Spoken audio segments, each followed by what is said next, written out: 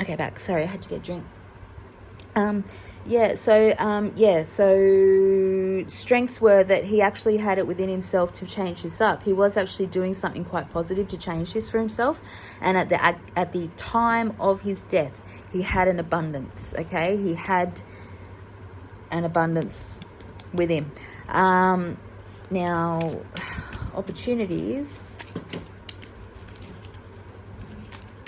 His opportunity at the time of his death. But yeah, definitely his stability. He was feeling like there had been a point coming up to this where he hadn't had...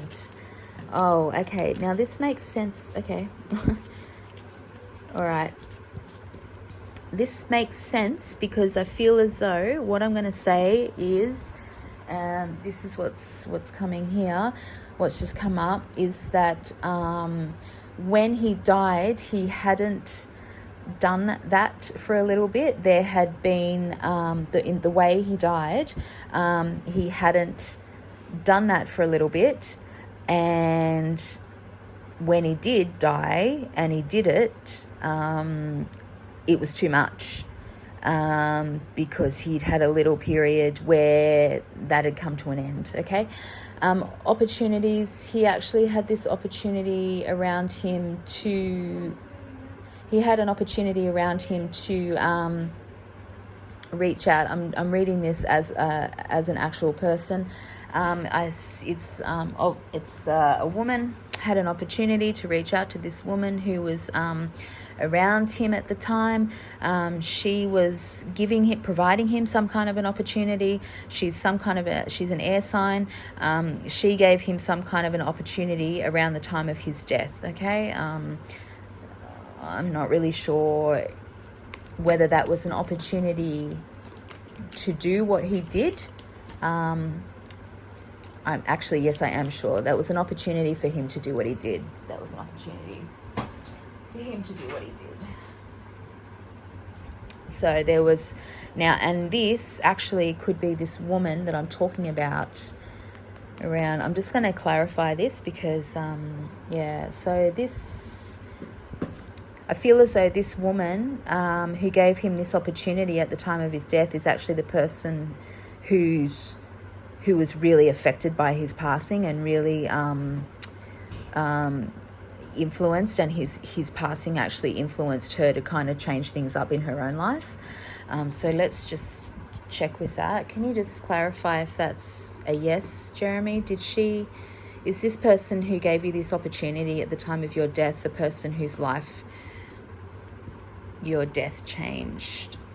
Give me a yes or a no, man, please. That was me. Hang on. Okay. Is that her, man? Is that her, Jeremy? Come into me. Come into me. Come into me. Come on. I know. Yeah, I know.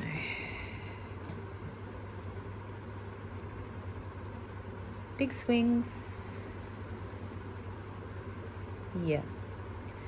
Okay, so that's a yes. This person, who I feel as though is actually the person who provided him something, has actually been really extremely affected by his passing. Yeah. And it's a woman, and she's she's an air sign. Yes. This is true. This is true. This is a new idea, and that's true. Okay. All right. So that's that. I think it's important to recognize that he was really stuck. Okay. At the time of his passing, he was really, really stuck.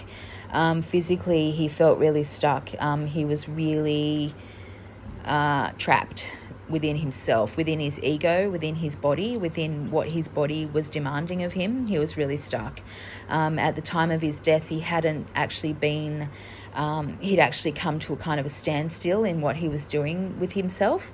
And at the time of his death, there was an abundance, and it was too much, and it overwhelmed him at the time of his death. And that's how that happened. There was an underlying health issue as well that he hadn't addressed. Okay, so I don't know if you are now aware of that, but there was some kind of underlying health issue that he hadn't addressed, he wasn't aware of, because of what was going on in his life, and he was kind of like, that was being blocked. He couldn't actually access that. Probably even if he wanted to know about that, it wasn't coming out. And the people around him, his intimate, when I'm talking about people, his intimate relationships were enabling him to kind of, well, they weren't challenging him. They weren't challenging him to stop what he was doing. They were enabling him to continue what he was doing. Not maliciously, not purposely, but just because they weren't really confronting him. And in terms of his life, like what he came in here to do, this I find really interesting, was to pave a new energetic pathway for his lineage, which is really interesting. And I do feel like this relates to this relationship in childhood that wasn't as supportive as it could have been for him, and that really was disruptive to him, and that kind of undermined his and I think actually made him vulnerable to this kind of split that happened around 14, 15. That kind of made him vulnerable to that. But yeah, there is a grandmother who he says he feels close to, and she, I feel like she actually was religious as well, and encouraged that in him, and that's kind of like now what they're connecting over, is their appreciation for God. And actually his energy feels so he's just really he's ashamed that he was ashamed in life of what was going on, what he was doing. Very ashamed in life, he says. And now he's still carrying that a little bit, and it's why his energy now is kind of hard to pull through, because he's what's that? Justice.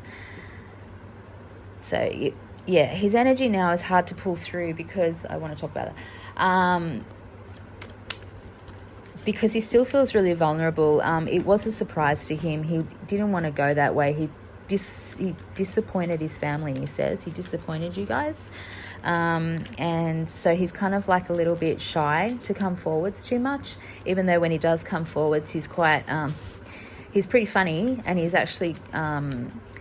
he's quite a clever guy. He's really into music, really enjoyed music, really enjoyed, like I already said, he really enjoyed sports and that, and music. But he was actually, and he was really popular with the ladies. Yeah, but anyway, all right, so yeah. Okay, so Justice card just popped out, and I feel as though... What do you want to talk about with that?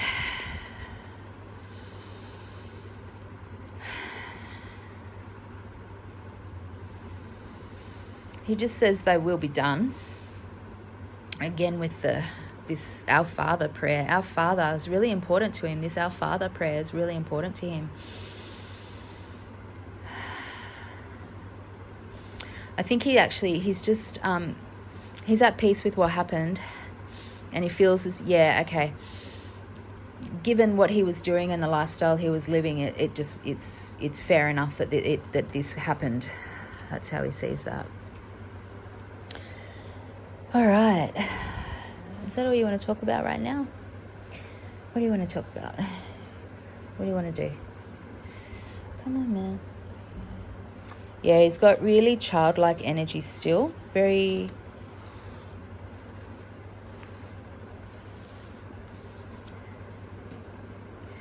Yeah, definitely, it was his choice. His life was his choice, what he was doing. It was his choice.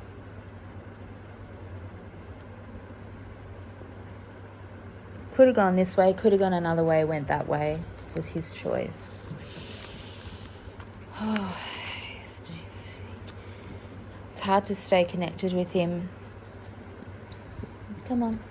Come on, man. Come on, man. Come in.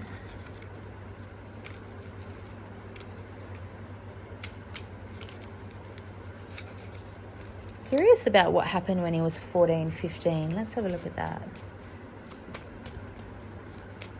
What was this? What came into your life? What? Because he says, definitely, he says something came to him. It wasn't a loss. It wasn't like a loss. Reputation. Relationship. It wasn't a loss. Something came to him. A person or a thing came to him that really changed things for him at that age. Yeah, really changed things for him. A relationship, okay? A relationship came to him. Someone came into his life at that age. Proposition. Gift. So it felt like a gift. Oh, right. It felt like a gift. Oh, financial flow. That's different. So financial flow, reputation. So it felt like a gift had been given to him at this time, some kind of financial, that aided his financial flow, but it was a relationship, and it completely transformed his life and his reputation at this time. So a relationship came to him. It felt like a gift at the time, and it completely and it was a financial, something to do with a financial thing. 14, 15, I don't know, man. But, and it changed his reputation. It changed him, which makes sense because, what was it? Was it a financial thing? Well, it was a financial thing. What was it, man? Okay, let's have a look. Financial thing. Gift, relationship, changed his financial thing, changed everything, fundamentally changed things financially at that time. We're looking at this age 14 to 15 thing that happened, whatever was there. Okay, let's have a look. Okay, it was an opportunity from a man. Ooh, okay. Yeah, you're a child. Okay, so cut off your childhood. Yeah, okay, so it's an opportunity from a man, and with a this usually means a woman with quite a sort of tricky nature kind of thing, but it cuts. So I don't know if a man or a woman and a woman were involved in this, but it gave him, he saw it as an opportunity, but it cut off his childhood. So, I mean, yes, it cut off his childhood, his innocence. There was a man involved in this, and some kind of woman, I'm going to say, was some kind of business venture. Gave him an opportunity, which makes sense financially, but I mean, that's really young anyway.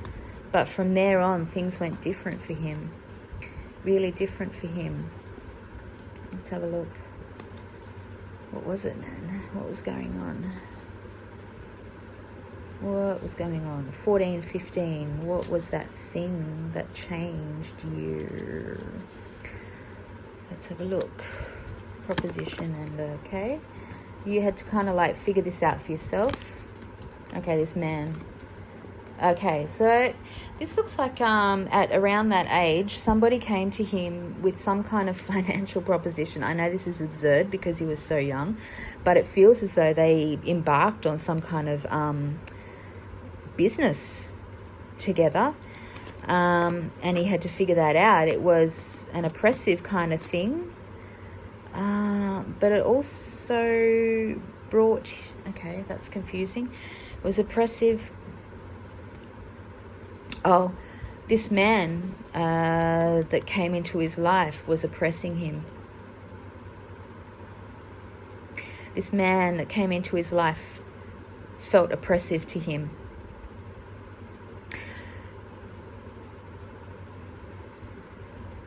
And this business venture felt as though it was somehow going to nurture him, gonna nurture him in some way, give him some kind of nurturance. The guy was quite strong. He was providing money. He was like physically quite strong, providing money. He saw him as like a mentor, perhaps, which is interesting. And it's kind of given him some kind of hopeful kind of expectation of, as like a way out of something in his life. Okay. What's going on, man? Who was this man? Who was this man? Who was this man? Jeremy? Jeremy? Come in. Don't go yet. Come on. Who is this man that came to you, gave you some money, gave you some kind of hope, gave you some kind of avenue? All right, in the house, severance, correspondence, oppressive again, an older man, okay, an older man, made him feel secure, made him feel really stable and secure. This older man engaged in some kind of, I'm going to say it was some kind of contract with him. The ring that we had earlier, the ring card, usually means a contract. Now we've got the letter as well, which to me is a contract as well. Not a written contract probably at that age, I'm assuming, but some kind of like sense that there was an obligation to this man to be engaged in this behavior with him, that was in some way financial. Okay, now, right about now, I want to say that this was a priest. I don't know if that's going to make sense, but just I'm just putting that out there.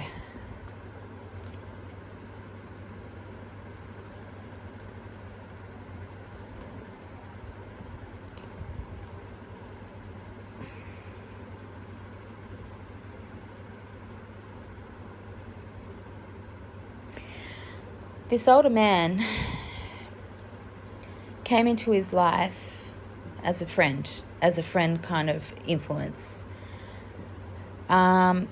He kind of gave him this idea that he was going to lead him towards, he felt like he was leading him towards some kind of stability. But this guy was actually really tricky, and actually ultimately was quite oppressive for Jeremy, and was very oppressive around his ability to, none of this happened. He didn't feel secure. It actually ended up feeling like this guy was in control of him. Okay? Felt like this guy was in control of him.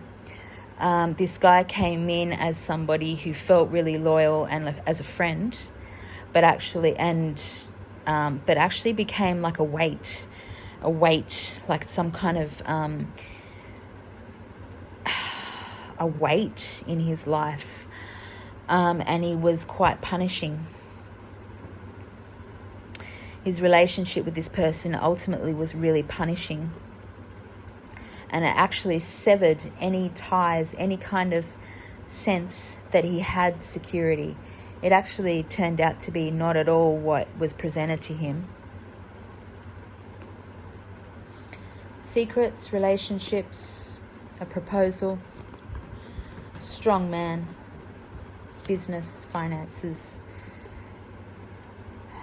exposure. This man didn't want to be exposed.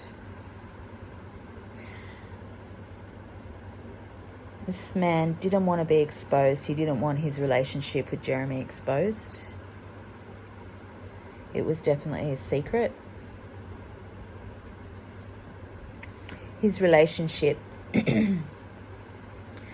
with this man was really oppressive, and it was based on this man's ability to out-talk him and out-think him because he was older. And this guy was older and wiser. There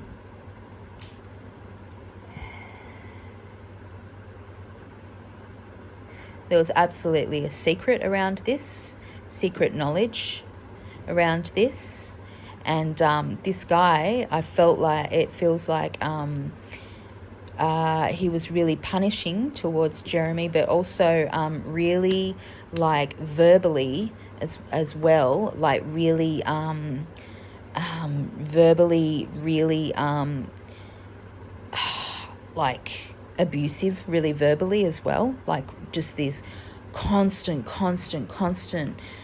like eating away at Jeremy, like with his words. And that was really oppressive to him, really crushing his mind. This guy was really crushing his mind. And there was this real fear of this becoming exposed.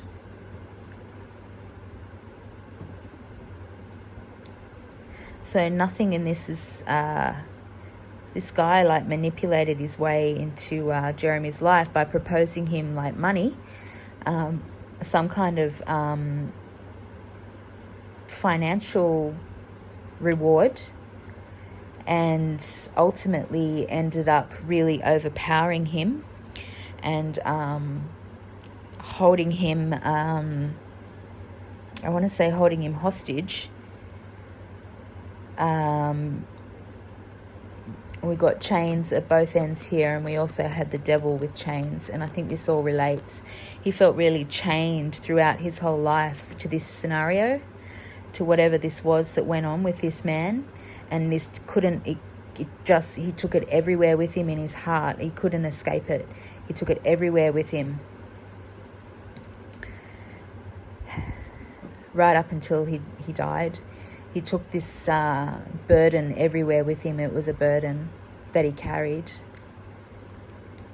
everywhere. And he wanted to cut this off with this man, but he couldn't. He didn't have the skills to do it because this man was older.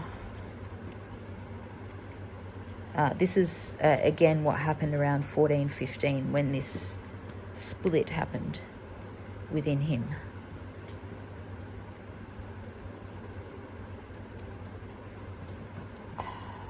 And actually, this thing with this guy stopped his communication with his family then. Stopped his communication, stopped his feeling as though he could express himself to his mum around then. Stopped this feeling as though he could be honest with his mum around then. Just cut that down and caused this divide, which is what he carried on with him through the rest of his life, like this division from his family and this feeling of being really ashamed with his family. And then he kind of like, so from this initial sense of feeling ashamed, then he kind of made that into his lifestyle, which kept him separate from his family again, because he felt ashamed about how he was living and what he was doing.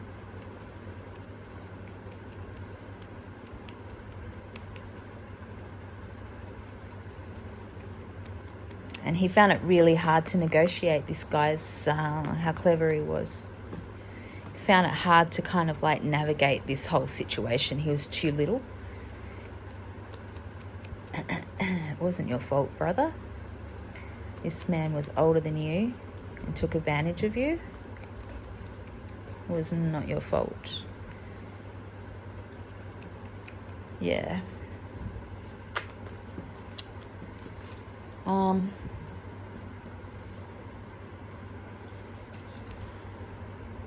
I just said I wanted to say this was a priest.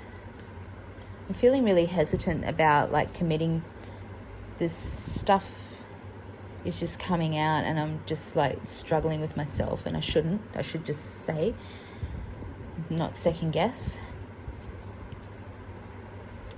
Does feel like a priest, which I think is what all this religious stuff's about. And the Our Father. If not, it's some kind of just figure in his life who's older and has that same kind of like power over him.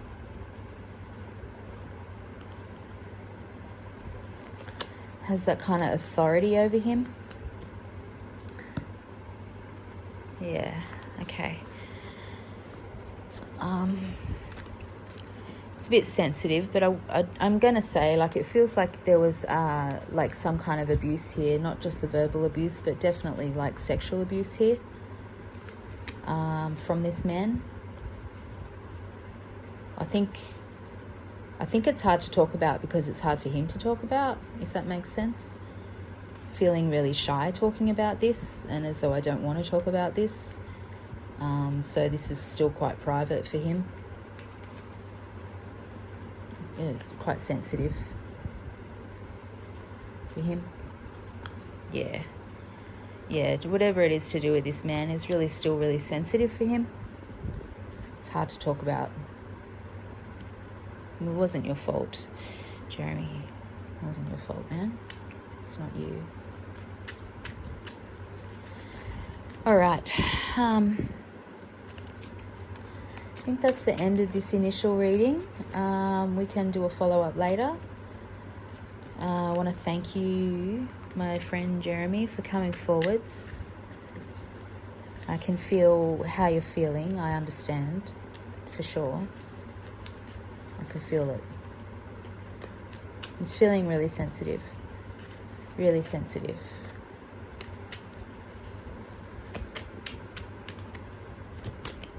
Really sensitive. And so is this woman. She's feeling pretty bad herself. And I think she should, because I'm pretty sure she's the one who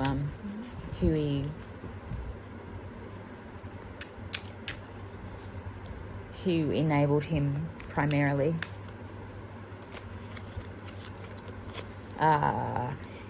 In terms of, this is not a family member. This is an intimate friend.